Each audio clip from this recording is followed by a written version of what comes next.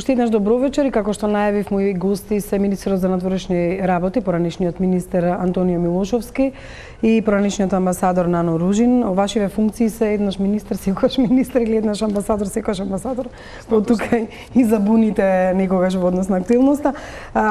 Повод е секако самитот во Софија, меѓутоа и очекувањата за средбата Заев и Ципрас, многуте изјави деновиве кои што беа дадени од оптимистички до песимистички или оние што релативизираат, па токму и тие ќе ни бидат во фокусот на интересот и она што ние ќе го коментираме. Еве Милошевски, за почеток јас и во најавата кажав дека Заев на почетокот беше оптимист и велеше дека следната средба кога ќе не видите, значи сме блиску до решението, е оваа средба што ќе се случи официјално утре вечер и како секако се виделе во Софија.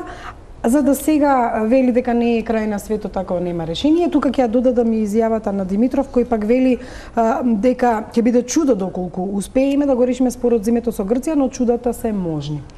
Како вие го коментирате овој последен ред на изјави или настани во однос на оптимизмот, па се до ваквиот начин на предпазливост сега кога дојде до средба? Што се однесува до изјавите на министерот Димитров, гледам дека тој држи една линија на предпазливост од самиот почеток, без оглед на тоа што имаме одредени разлики околу начинот на кој што се води надворешната политика, сепак гледаме една константа во неговата воздржаност и еден умерен оптимизам. Кога станува збор за господинот Заев, не гледам таква стабилност. Тој еднаш најавува речиси решение во февруари, па за потоа да најави дека е готово во март, па дека ќе биде сигурно во мај, па не е никаков крај на светот ако не биде до јуни и така натаму. Но од друга страна, дипломат како господинот Димитров не е под закана на судски процеси.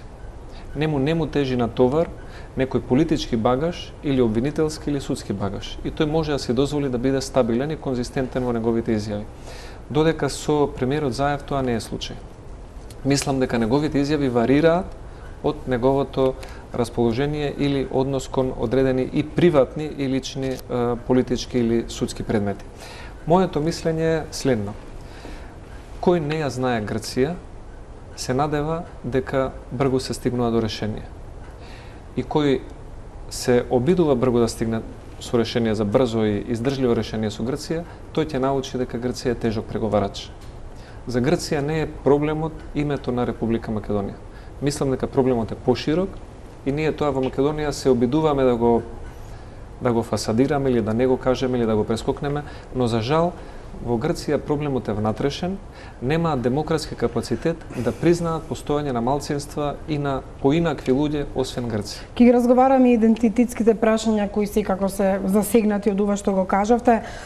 Господине Ружин, како вие ги толкувате сите овие изјави, различни на Заев, фактот што Димитров навистина во Зелова предпазлив и не е некој преголем оптимист кога ги дава изјавите, дури често пати се случува да тој има еден став многу поразличен од тој на Заев и од друга страна дали се дневно политички потреби да премиерот еднаш не држи некако на топло ладно.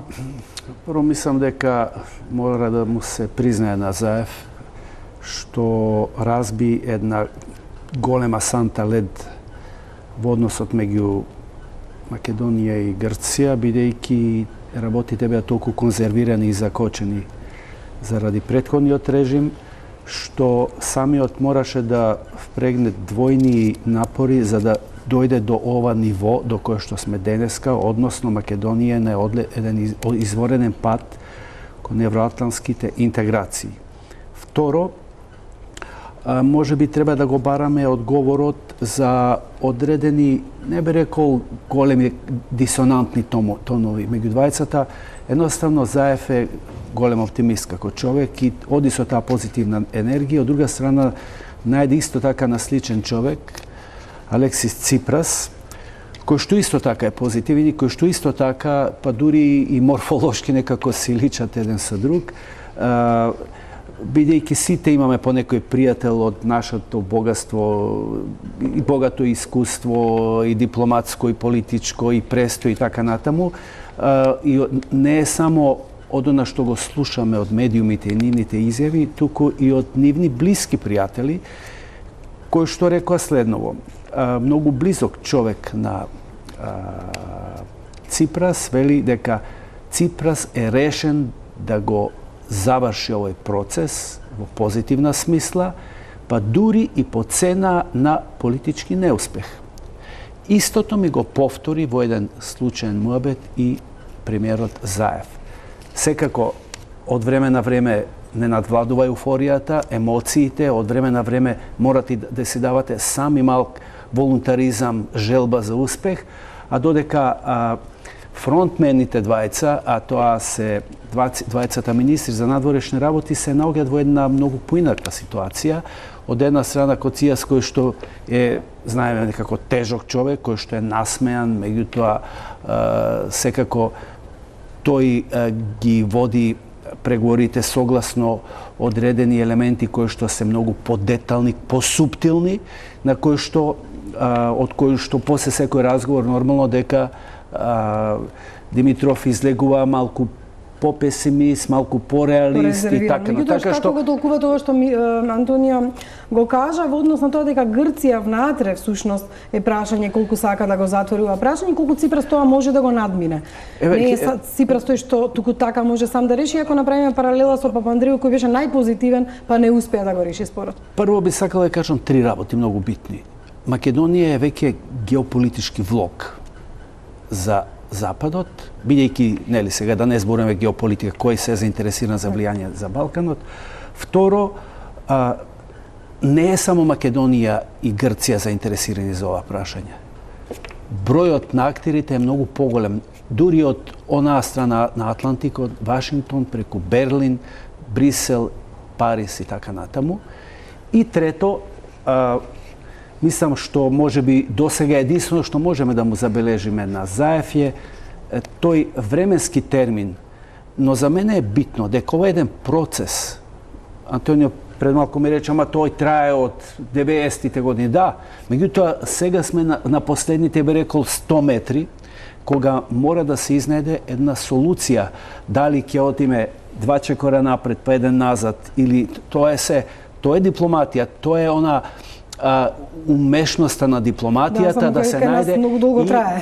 Трае, меѓутоа трае, знаете што? Сега да не се лажеме. Толку генерации на политичари ја водеа, можеби во некош и во погрешна насока таа дипломатија, толку негативности се изроди од тука, толку фрустрации, што дури нешто што во 90-тите беше како многу едноставен проблем, одненаш дегенерира во нешто што е многу сложено и сега го наоѓаме еден Заев кој што ни една година е, мислам, премиер, сепак со сите сили настојува да го реши. Тоа треба да се поздрави. Да видиме какви се состојбите и што се случувало вечерва на самитот во Софија. Таму е нашата колешка Марија Дивитарова. Она што и последна информација е средбата што Заев ја остварил со Макрон.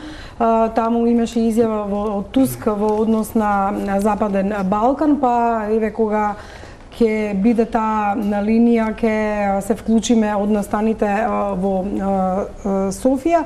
Во меѓувреме Милошовски го имаме само оно што претходно го напишаа новинарите, а тоа е заявили, очекувам само позитивни моменти да се потврди оно што досега е постигнато, а пред средбата пак Ципрас вели имаме големи очекувања од се, но тоа исто така е многу кус одговор. Дали ова средба воопшто ќе донесе нека пресвртница во разговорите или пак е само уште една од низата средби кои што би се случило во иднина, ако од една страна Македонија се надева дека до јуни можеби треба да се реши нешто заради самитот на НАТО, Грција апсолутно нема таков притисок. Грција мислам дека од секогаш играла на картата од одолговлекување и мене не би ме изненадило да продолжат во истиот стил. И сега гледам дека одат и на уште подалеку од тоа, односно менувањето или неменувањето на Уставот, грчкото барање да се смени Уставот, на еден дрзок начин, што досега не се случило, го поврзуваат не само со што е тоа мешање во внатрешните работи кој што веднаш би требало да се отфрли, туку во изјавите на господинот Кодзијас, тој вика, го советував премиерот Заев да го смени Уставот во случај да сака да потпише меѓународен договор со Грција, да не заглави во затвор ако се смени власта, а ова договорот да биде неуставен. Затоа мислам дека грчката дрскост, за разлика од она што него мисли можеби амбасадорот Ружин, од 91 година до денес не е сменета. Ние во 92, 3, 4 година, кога бевме под санкции, немавме споменик на Александар во Скопје, но имавме санкции.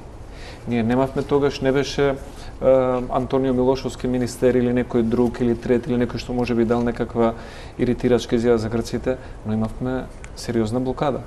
И само формите на блокада го менуваат својот облик. Меѓутоа пак факт е дека владата на ВМРО-ДПМН врати на некој начин со блокада, не разговарање со ваков интензитет или предизвикување со преминувањето на автопатот, на аеродромот. Не би се согласил, автопатот и некако во иста линија пак и тоа беше. Ако тие не разговараат со вас, па и вие велевте, па и ние не сакаме да разговараме. Разговорите си имаат своја мерлива категорија, се тие.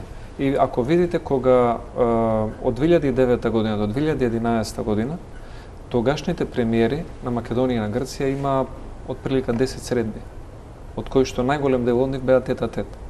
Тогаш беше премиер Груевски тука и Папандреу во Грција. Но секогаш грчката страна била доволно вешта да најде изговор. Кога беше Караманлис премиер, вика имаме само еден пратеник со мнозинство во грчкиот парламент, ќе падне владата ако го решиме на похрабар начин спорот. Потоа Папандреу лично беше заинтересиран, но на крајот кажа земјата ми се сочува со банкот, не би можел дополнителни товари да превземам. Затоа мојата позиција е следна. Без разлика на менувањето на владите или на претседателите во Македонија, дали бил Клюсев или Гligorov или Борис Трајковски, Црвенковски, Георгиевски, Груевски или Заев, во Македонија не лежи кривицата, основната вина за постоењето на овој спор и во односот кон Грција не сме ние тие кои што придонесувале за нерешавање. Грција бара многу повеќе од она што може една суверена, мала, демократска држава да замисли дека е компромисно решение. Се согласувам, сосема се согласувам со ова што го вели. Грција бара многу и дури ни ја не сум за промена на името. Кој воопшто македонец е за промена? Никој. Меѓутоа, улогата на политичарот, на интелектуалецот е да бара излез. Во тоа е суштината. А до сега, ако анализираме, до епохата на Заев, никој не бараше еден излез. Никој не покажа одредена храброст. Никој не предложи да каже, слушај, ќе го смениме името. Добро, имаше предлози за менување. Антонио се сеќава во Букурешт. Некако срамежливо Република Македонија Скопје, ама тоа не помина низ оние дипломатски канали. Значи имаше еден страв, па како ќе реагираат, не знам, македонците, па што ќе правиме така. Ова е отворена покана, прво отворена еден вид, отворен диалог и првпат на ова ниво се зборува со Атина. Ние до сега немавме такво ниво, немавме такви разговори во смисла, еве, да се договараме. За мене проблемот околу името е решен. Значи, проблемот околу името е решен. Најдена е солуцијата на која што ја прифаќаат, мислам, и двајцата, и Димитров и Заев. Меѓутоа, останатите проблемот прашања што ги е гаранцијата, другите елементи, ова што вие го велите, уставот и сега се надокнадува. Вие работи само ја вклучуваме количката од Софија. Марија, што се случуваше на средбата Заев Макрон? Дали дадоа изјави или имате некоја информација од таа средба? Жане, пред малку заврши средбата меѓу премиерот Зоран Заев и францускиот претседател Емануел Макрон, но не беа дозволени ниту снимања, ниту пак беа предвидени никакви изјави. Од она што брифираат од владата по средбата, е дека на таа средба станало збори за проблемот со името и Макрон кажал дека Грција и Македонија преземаат историска улога со нивната посветеност во решавањето на спорот за името и дека решавањето на спорот е сериозно позитивно наследство за Македонија. Тоа биле зборовите што францускиот претседател Макрон му ги кажал на премиерот Заев. Како што брифираат од владата, Макрон му честитал на премиерот за реформите кои што ги спроведува во Македонија и кажал дека е неопходно Западен Балкан да ги зајакнува врските со Европската Унија. Според председателот Макрон, како што брифираат од владата, се разговарало и за можноста Франција да ја поддржи Македонија за државата да продолжи со позитивната динамика и да го забрза прогресот. Заедничка била констатацијата на премиерот Заев и на францускиот председател Макрон дека Западен Балкан не смее да остане во неизвестност и дека треба да има европска перспектива. Така што тоа е накратко она што било разговарано на средбата Макрон-Заев. Заев го информирал Макрон дека реформите што се спроведуваат во Македонија, во судството, во јавната администрација, во медиумите, во делот на борбата против корупцијата, сите се спроведуваат во согласност со опозицијата. Марија, она што е најмногу во фокусот и во интерес нормално на нашата јавност е средбата што треба да уследи Заев-Ципрас. Верувам дека и на маргините на самитот, па и вечерва тие ќе се видат неформално, меѓутоа формално ќе се најавено дека ќе разговараат за прашањето на името утре. Јас веќе ги цитирав изјавите што претходно Кусо ги дадоа, каже има ли некакви навестувања што конкретно ќе разговараат? Жане, ова е навистина многу тешко да се одговори, бидејќи и македонската и грчката страна се буквално затворени за било какви изјави, не се соопштува ни местото каде точно ќе се сретнат.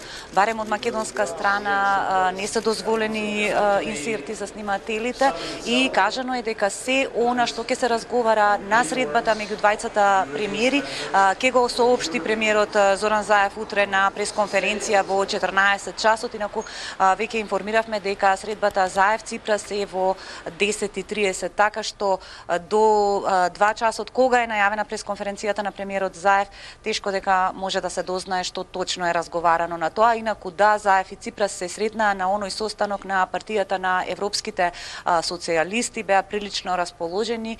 Јас го дочекав и крајот на тој состанок, меѓутоа ниту премиерот Заев, ниту пак Ципрас не сакаа да зборуваат во пресрет на средбата. Оние што се европски представници тука со кои имав можност да разговарам, велат дека тоа може да биде еден позитивен исчекор и очекуваат напредок од двете страни, значи и од Македонија и од Грција во однос на решавањето на спорот. И за крај, Марија, нели заклучоците на самитот неофицијално немаат детали околу проширувањето, меѓутоа кои се очекувањето во однос на декларацијата и воопшто Македонија во идниот процес на евроинтеграција?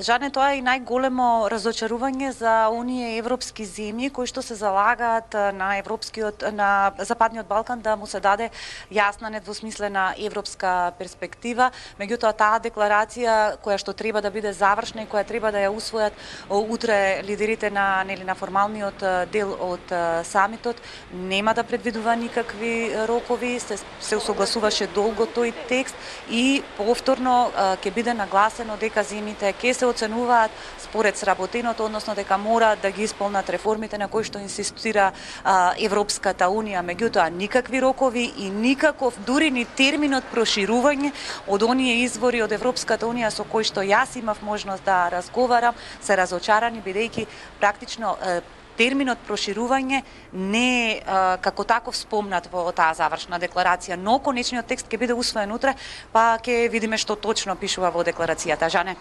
Благодарам, Марија. Ова беше Марија Дивитарова, која е на самитот и у Западен Балкан во Софија. За жал нема многу оптимизам во ова последното што ни го кажа. Па не знам, во ваква ситуација колку всушност Македонија може да биде оптимистична. Значи, еве, дури вие рековте, Заев се залага да го затвори прашањето. Македонија може се да направи во однос на тоа прашање што мислевме дека е клучно, што не ни дава да одиме напред, меѓутоа ако пак тие не поканува, тогаш и не знам колку долго ќе трае тој ентузијазам. Вака, прво мислам дека во однос на Макрон, бидејќи посебно го следам Макрон, во трите говори што ги имаше, едниот на Сорбона, другиот во Трст и третиот во Страсбург пред пратениците, некако спласнуваше неговиот ентузијазам за проширување на Европската унија, бидејќи второто прашање всушност освен името е проширувањето, што е и дали Македонија ќе пристапи кон преговорите, кое што може директно да зависи од решавањето името, меѓутоа можеби се надеваме и во чудо, како што вели Димитров. Макрон беше критикуван од страна на тамошната опозиција, чиј лидер е Вокиено и Марин Лепен, дека во смисла види овој сака да ја прошири Европа во Западен Балкан. Всушност, изразот Западен Балкан има една толку лоша репутација во јавното мислење и на западњаците, и на французите, што може би предизвикал еден негативен ефект доколку отворено се заложи за проширување на Европа, на Европската унија кон Западен Балкан. Од друга страна, тој е европеист. Тој вели исто како што во 2004 нам во Николас Барс ни кажа: ние сме подготвени за НАТО. Да, викама, ние не сме подготвени за вас. Сега предпоставувам, бидејќи тој бараше на последниот говор во Страсбург од Меркел, одредени реформи, а после тие реформи евентуално Европската унија би била подготвена за приемот на Балканот и вклучувајќи Република Македонија во Европската унија. Но она што е битно е пораката да се продолжи со реформи, пораката дека не е катастрофално, или како што вели Вивиан Ли, утре е нов ден, да продолжиме, така што Македонија мора да продолжи по патот на реформите, да продолжи со преговорите, нема никакви фрустрации и се надеваме на најдобро.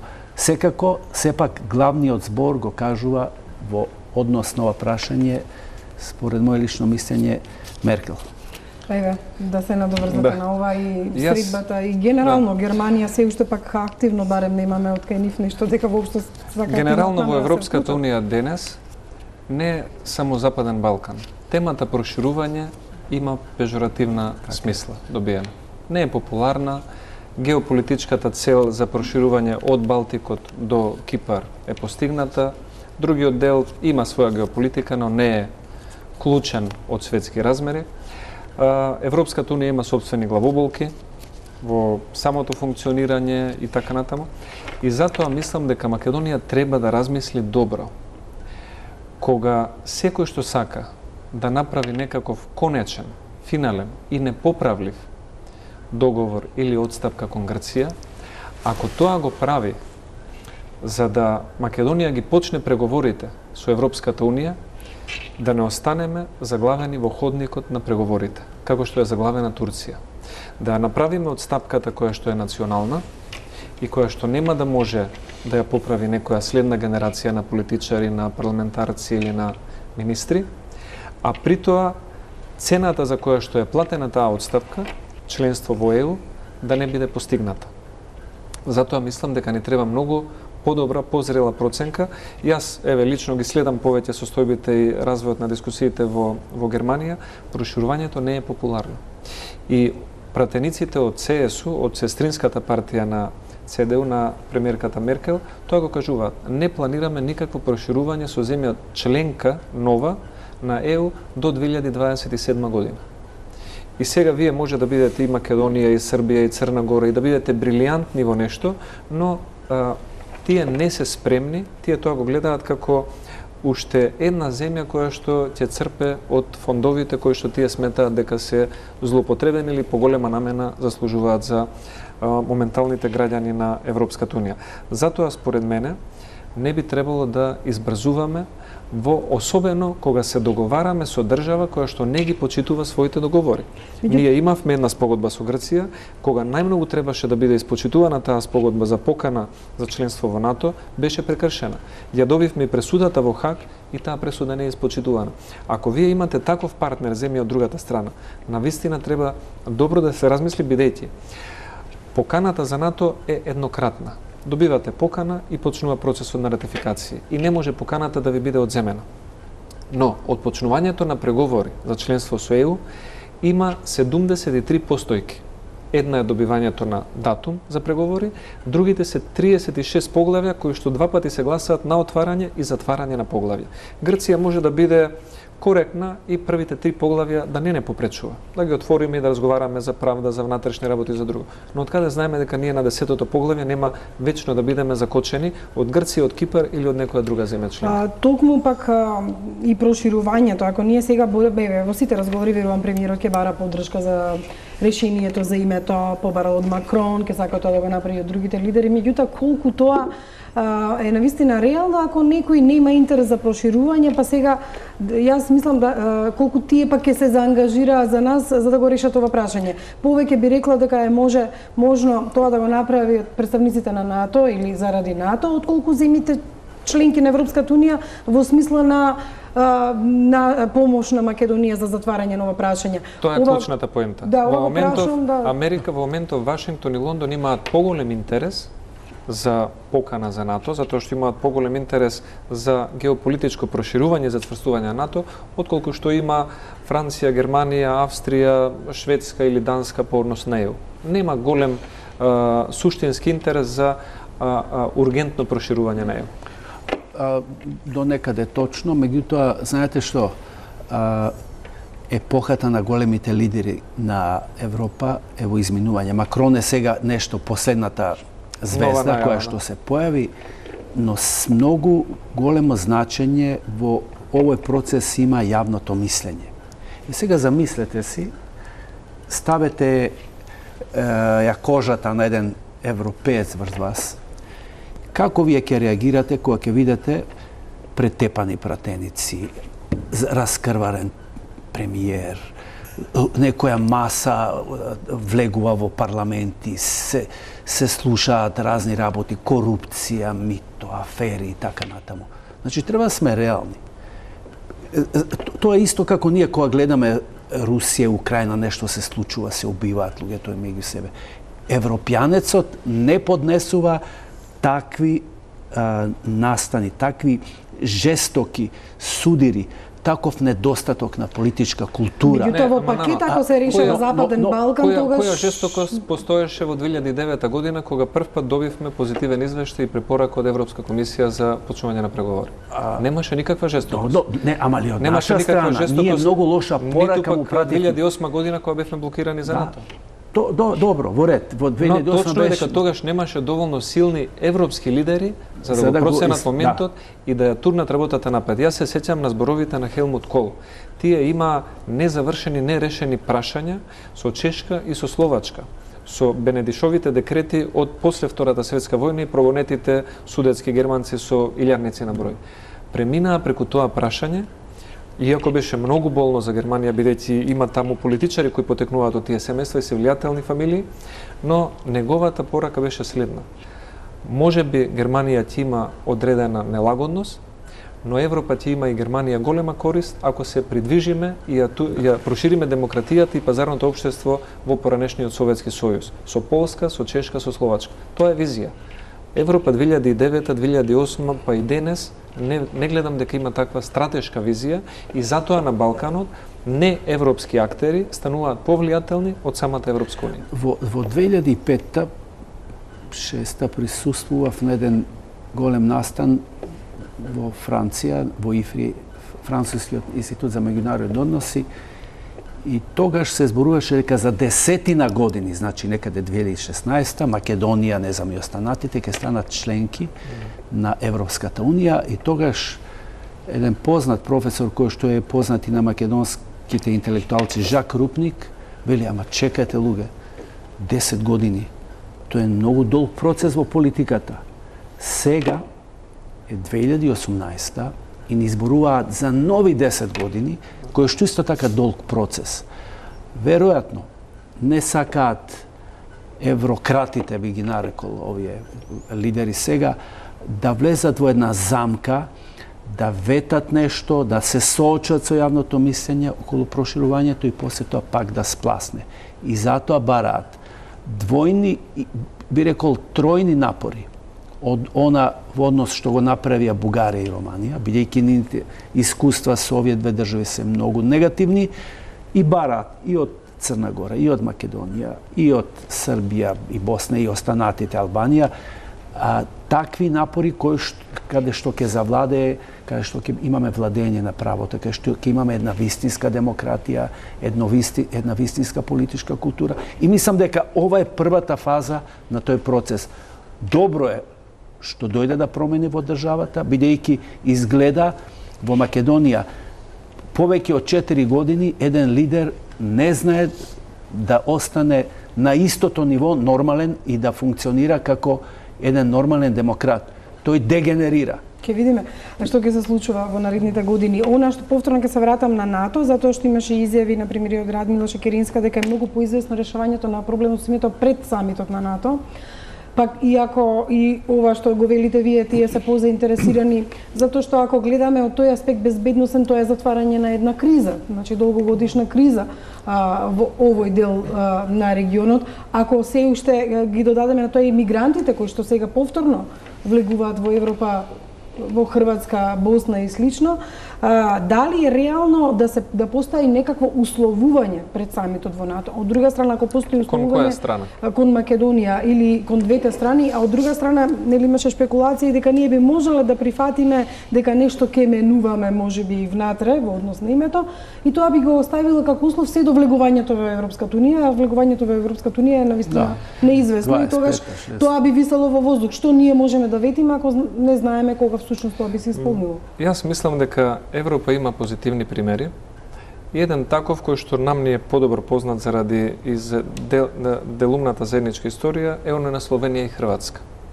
Словенија членка во ЕУ, Хрватска преговара за членство, блокирана на одредени поглави од Словенија и година и пол во застој. Притисокот, интересот и на Европската унија беше Хрватска да влезе во ЕУ и нормално интересот и на самата Хрватска. Која беше рамката во која што им беше поставена да се обидат да најдат решение? За Хрватска и за Словенија да разговараат паралелно со преговорите за членство во ЕУ и да се сретнат Хрватска со своето членство во ЕУ, Словенија со можеби одредена добиена отстапка од Хрватска на самата влезна врата при членството во ЕУ. И тоа го мотивира двете страни. Овде имаме мотивирање само на една страна и демотивирање на Република Македонија. Нам ни се тврди, сменете го името и ќе почнете преговори за членство. Тоа е како... Зборите за НАТО или за ЕУ? За ЕУ, за ЕУ зборам. За НАТО гледам дека грците не сакаат да ја почитуваат времената спогодба и пресудата од Хаг, затоа што знаат дека НАТО не ја почитува, не само Грција. Не, НАТО не ни мора да ја почитува. Треба да ја почитува тој кој што ја сторил. Судот наложува на странките во спорот и во Меѓународниот суд на правдата тоа не беше наш суд. И сега ние збориме за владење на правото. Таму беше судија делегиран од француската влада, од германската влада, американската, Бразил, Кина, Словачка, Јапонија, многу земји.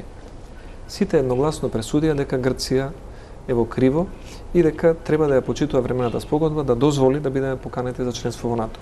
Грција не го почитува тоа, а од нас бара владење на правото. Тоа е хипокризија и мислам дека грците се мајстори за тоа. Но она што вие го споменавте, јас ги следев и настапите на господјата Шетеринска кога беше кандидат за премиер на некои претходни избори пред неколку години и сега. Тогаш на тие избори 2011 година или 2011 или 2008 незиното тврдење беше гласете за мене и јас за 6 месеци ќе обезбедам покана за НАТО и преговори со ЕУ. Но еве помина една година, веќе се на позиција и господјата Шетеринска како министер и господинот Заев како премиер со многу по, да кажеме, неконвенционални изјави и ставови по однос на името, но нема се уште ниту покана, ниту датум за преговори. По однос на НАТО, јас не сум оптимиста дека на овој самит ќе добиеме покана за членство, а по однос на Европската унија тоа што најмногу би можеле да го издействуваме со големо залагање на Германија и Франција, доколку таква позиција изгради председателот Макрон, е Македонија да добие одлука за отпочнување на преговорите за членство без датум. датумот да не биде наведен, но во одлуката да стои дека Европската унија, Советот на ЕУ, одлучи Македонија да ги почне преговорите и тоа ќе биде некој исчекор. Ружин, колку сте вие оптимисти или песимисти во однос на поканата за НАТО, затоа што тоа е нешто што многу брзо ќе се случи, мислам тој самит? Прво, самитот се одржува на 11 и 12 јули во Брисел. Мислам во новата зграда, која не сме посетили, сме биле надвор. Ако Македонија го реши прашањето на 13 јули, таа може да стане членка на 14 јули. Да биде поканета. Да биде поканета, пардон. Членството трае неколку месеци. Меѓутоа веќе со една нога сме така што народски речено. Не знам зошто сите велат ако не се реши прашањето на името, до тогаш нема да станеме членка. Проблемот е во следното. И самиот Милошовски беше таму во Букурешт, во завршното комунике се вели кога Република Македонија и Република Грција ќе најдат заедничко консенсуално име околу Република Македонија, тогаш Република Македонија ќе добие покана за членство. Од тогаш не се нашло никаков консензус, значи едноставно не се работеше и мислам не се согласувам дека точно Шекеринска во време на кампања и вие сте ветувале толку работи, но друг беше контекстот. Сега е друг контекстот тоа што се случува. Значи, во НАТО можеме да добиеме покана и до крајот на годината, тогаш кога ќе се реши прашањето со името. Јас сум оптимист околу ова прашање. Можеби навистина ќе се реши. Можеби ќе се реши, бидејќи имаме двајца лидери кои што прават напори. Она што е интересно е каква е позицијата на опозицијата во Грција. Таа некако се спротиставува. Знаете зошто? Затоа што вели не, ние ќе го решиме прашањето со името. Со други зборови, нема да е катастрофа ако не се реши со овие, ќе се реши со следните. Како и да е, грците се многу поголема сила, со голем авторитет, долгогодишен член и на НАТО од 50-тите и на Европската унија од веќе 80-тите години, така што нормално дека таа оди од политика на позиција на сила.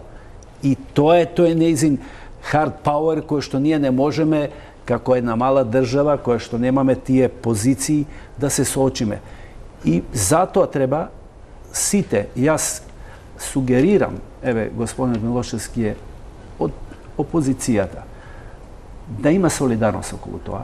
Не тие велат дека не солидарност, тие велат не се информирани. Не, да ви кажам едно околу информираноста. Например, Мицо Такис, бидејќи тоа сум го чул од нивни луѓе, исто така велат ние не сме информирани ништо од страна на Ципрас.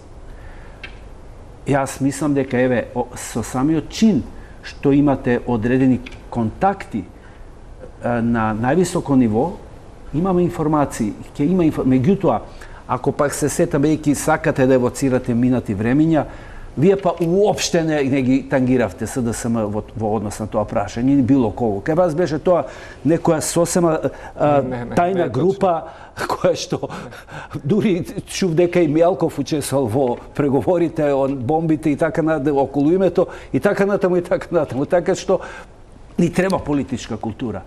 И кога сте во власта и кога сте во опозицијата. Добро е за овој народ дека, знаете, ќе дојдете веројатно на власт, ако не овој пат, следниот пат и така натаму.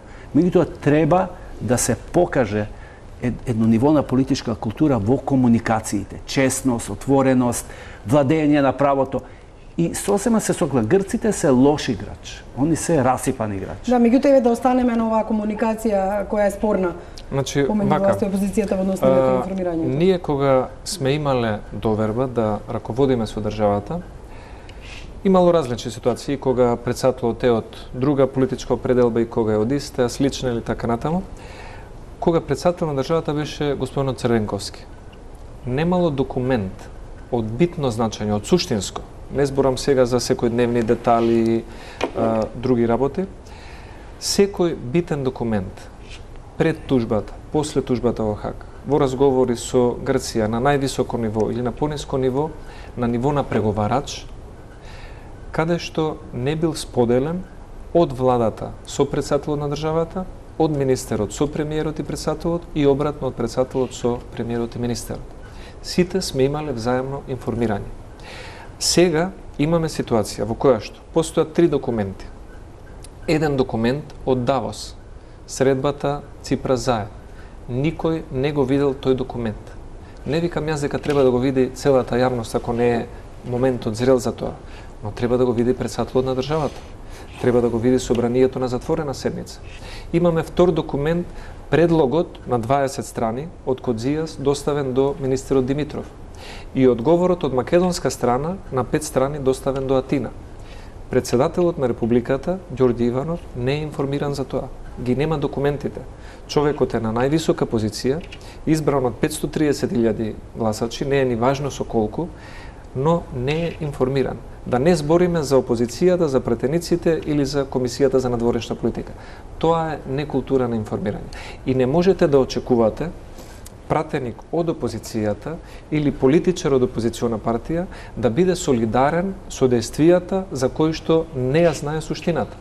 Не можам јас сега да речам солидарен сум со разговорите што вечерва ќе ги имаат Заев, Ципрас и Димитров во Софија, кога не знам за што се работи. И тука ќе се надобрзам. Прашањето околу средбите воопшто на Мицковски и Заев достигнаа до ниво на тоа дека ако треба ќе се видат на ТВ дуел, пак ќе ги расчистат работите, што според ја би била среќна бидејќи Телма ги покани двајцата многу порано од нивната идеја за ТВ дуел да бидат во ова студио и да се сретнат. Меѓутоа суштинското прашање, сериозни политичари веројатно треба да се среќаваат не на ТВ дуел, него се среќаваат, туку да се среќаваат ако треба еднаш неделно за прашање од надворешна, внатрешна политика и слично. Културата на несреќавање на ТВ дуел знаеме која воведе. Да, меѓутоа тоа е атрактивно. И тоа е атрактивно само во очи на избори.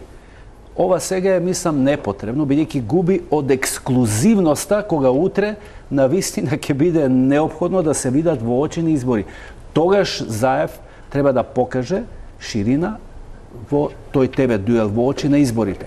Не, меѓутоа верувам дека претходно требало средби да имаат, па потоа ако треба и ТВ. Само знам една работа, и тоа ја знам од сосема други извори, дека договорен, дека за време на разговорите во Давос и другите, најбитно е да не се зборува во јавноста за тоа што се зборува. Не мора да се зборува во јавноста. Мислам дека има доволен број на контакти, да се сподели со претседателот на државата.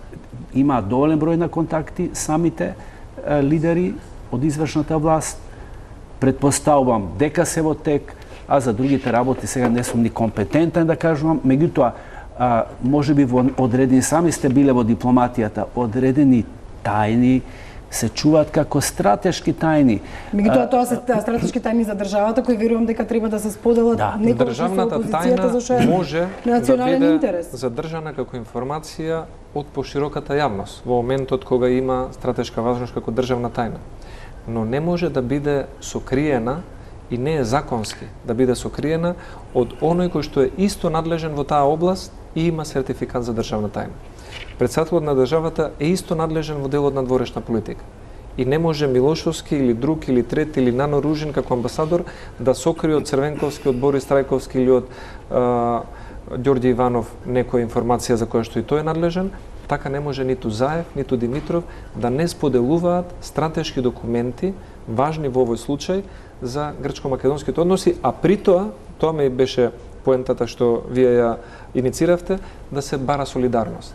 Како може јас да ви барам солидарност за моите постапки за кои што вие не сте информирани, не знаете како Мислам дека е прашање на време. Јас убеден сум, бидејќи не сум во ниту една политичка партија, нити сум близок до некој да ми шепоти нешто или како. Меѓутоа убеден сум дека ќе се направи напор од таму, бидејќи заеднички интереси и ова прибирање на сите политички партии околу себе, тоа е можеби токму некоја желба да се дојде до некој двотретинско мнозинство кое би било решавачко. Од друга страна, видете, сега Иванов е многу противречна личност. Не би сакал да зборувам, бидејќи не е тука.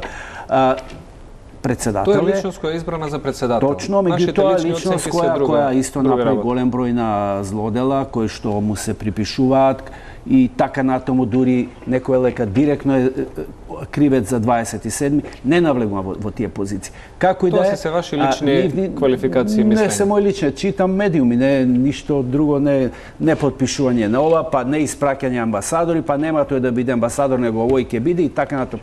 Значи тоа се тие дворски игри кои што треба да се надминат. Амбасадори не би требало никому да му служат како изговор за несоработка со председателот на државата. Јас сум имал различни мислења за Црвенковски како политичар и како човек.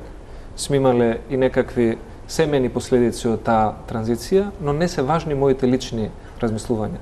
Јас како министер, кога сум бил поканен да го придружувам во официјална посета во Берлин, во Обединените нации и на други места, или да споделиме документи, или да упатиме амбасадори, јас сум постапил како министер. Да, коабитација, така. Нормално. Меѓутоа, исто колку што се сеќавам, тој на многу коректен начин ви го предаде мандатот кога ја освоивте власта, така? 2006. Како значи, не одолговечуваше утре, тиранска спогодба.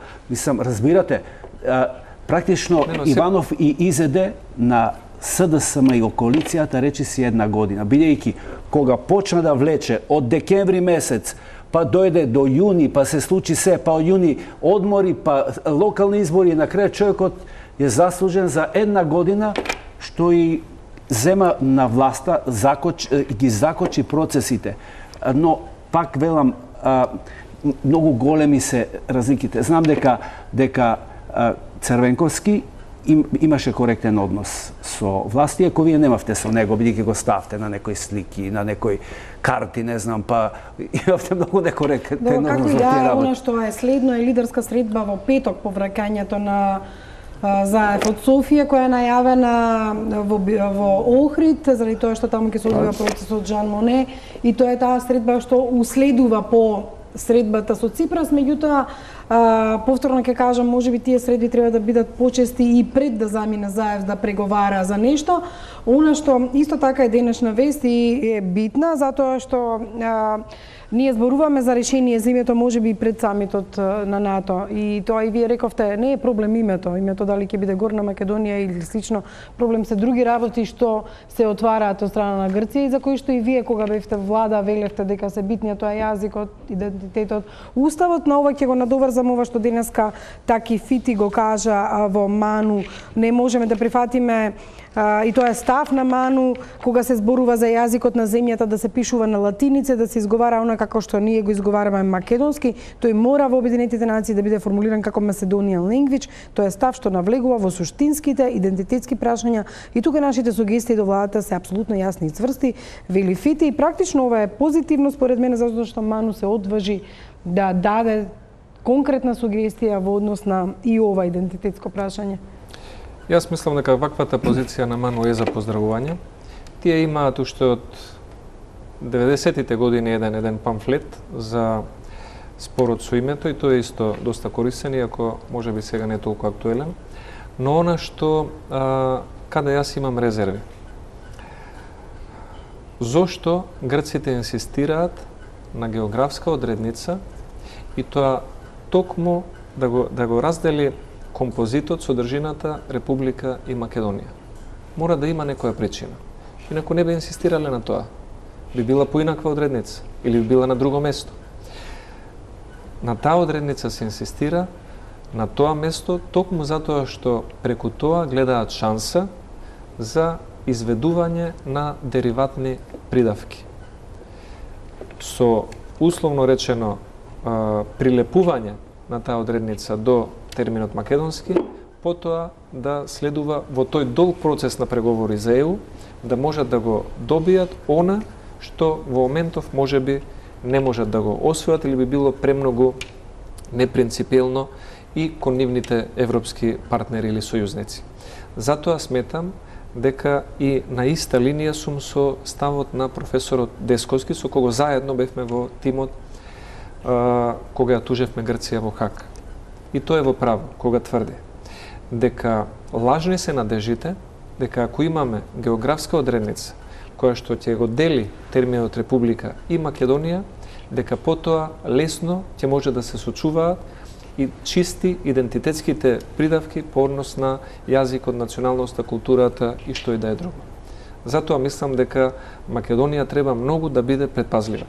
И Грција не е во право кога тврдат дека тие прават голема отстапка со прифаќањето на Македонија во евентуално можно решение. Грција и денес го има тоа прифатено. Во поранешна Југословенска република Македонија, на англиски, на француски, на руски, на секој јазик, Грција тоа го има прифатено и има прифатено композицијата Republic of Macedоnia една до друга.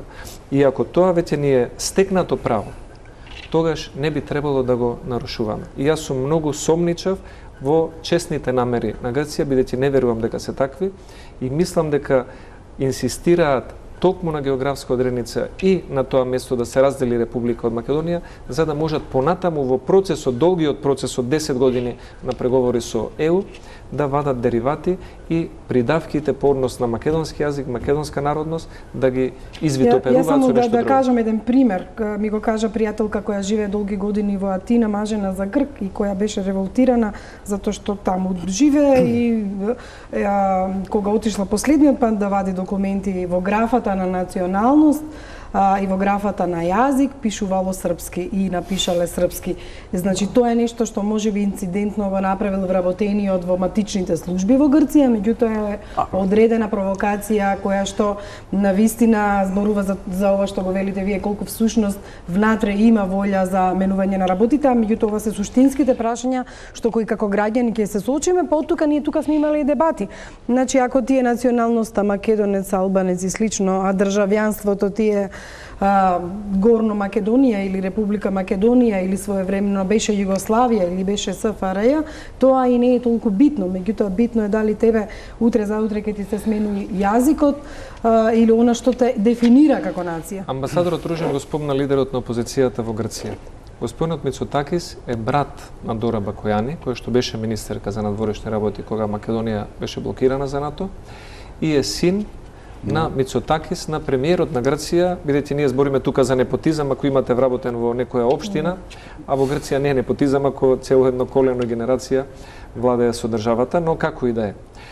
Таткото на сегашниот лидер на опозицијата, постариот Мицотакис, имаше напишано еден предговор на една книга од еден негов политички советник, Стилјанидис. Книгата се вика «100 ономатис Македонијас», во името на Македонија. И во неа тој пишува: за нас и за мене лично, како грчки премиер, од самиот почеток увидов дека не е проблем толку името на нашиот северен сосед, колку што бев загрижен во иднина да не ни се појави второ малцинско прашање во Северна Грција. И затоа инсистиравме и инсистираме да го сменат нивното име. И гледате дека внатрешниот недостаток на грчка демократија и капацитет да прифати различности, особено малцинства, тие го префрлаат во билатерален спор кој што сега има меѓународни димензии. Значи, Грција, знаете, се наоѓа во една фаза на криза на идентитетот. И пред известно време еден мој близок пријател, професор на Сорбона, Жорж Превелакис, токму објави таква студија која беше промовирана и во Париз и после тоа во Атина. Човек кој што и припаѓа на десницата и кој што е еден интелектуалец par excellence, кој што дури не вика Македонија. Мислам дека во целата оваа работа, прво цел респект за Десковски, кој што многу го почитувам како интелектуалец и кој што ги постави на вистинска основа работите и проблемите, но, како што реков пред малку, каде е излезот? Тој како интелектуалец треба да бара излез, флексибилен излез. Да ја гледаме големата слика. Тој е сепак професор кој што се обиде тоа правно и судски да го исполни како професионалец. А веројатно работа на политичарите е тоа да го направат. Меѓутоа и на интелектуалците. Значи, бидејќи вие, ако влезете во дупка и продолжите да копате, никогаш нема да излезете од таа дупка. Мора да наоѓате излез. Излезот е токму на оваа генерација и интелектуалци и политичари. Иначе се согласувам со сите дека ова фрустрирачки, дека не го давам. Сите имаат право. И имам разбирање. за сите оние што тоа го сакат. Но дај да видиме што можеме да направиме, да ја видиме големата слика. Да, меѓутоа овие прашања кои ги начинав за идентитетот и кои ги разговаравме, сепак го носиме товарот на идните генерации, сите ние. Секаде е истакнато дека идентитетските прашања нема да бидат гибани. Дека тоа што сме остануваме, дека јазикот е јазикот кој што е најсилниот елемент на идентитетот. Така што сметам дека треба да се има и убаво што има толку дебати во овој миг и околу ова прашање, но треба да се има и одредена флексибилност, иначе стоиме во место. Значи, мораме да најдеме излез за идните генерации. 2027-2028. Само да подсетам, 2008 година во септември. Само кратко да подсетите, бидејќи морам да прата... Не, реклами морам да пуштам. Тоа беше средба со колешката Бакојани во Париз, пред да отпатуваме за Обединетите нации за Генерално собрание. Меѓу другото, она што беше нејзин став. Прво, заплашување. Доколку не влезете во НАТО, вашата земја ќе снајде економска катастрофа. Тоа беа нејзините зборови. Добро, уште 95-93. Но видовме дека економската катастрофа некако по-привлеч не беше Грција. И втората работа, дека грчки стратешки интерес е, не објасни зошто, Република Македонија, според зборовите на Бакојани, да не стане членка на ЕУ пред тоа да стане Грција. Извинете, Србија. Значи, Република Македонија да не стане членка на ЕУ пред тоа да стане Србија. Тоа беше позицијата на Дора Бакојани. Прашавме добро со која рационалност, кои се придобивките тука. Тоа е наша стратешка предност. Меѓутоа сега. И сега гледате, јас зошто сакам ова што пауза за реклами и потоа ќе продолжите со ова. Со оглед дека сме при крај, цело време, господине Ружин, споменувате дека обврска и треба и ние како генерации, како интелектуалци да покажеме и да се прашаме како всушност да излеземе од оваа ситуација и што всушност треба да се направи, па еве, што мислите вие дека треба да се направи и ако сте во позиција на тој што би решавал или близко до тој што решава, што би предложиле? Прво, за детали, сега како ќе се ми тоа, немам ни намера да зборувам, мислам дека треба да продолжи овој тренд, затоа што и како што реков претходно, целиот геополитички контекст ни е поволен.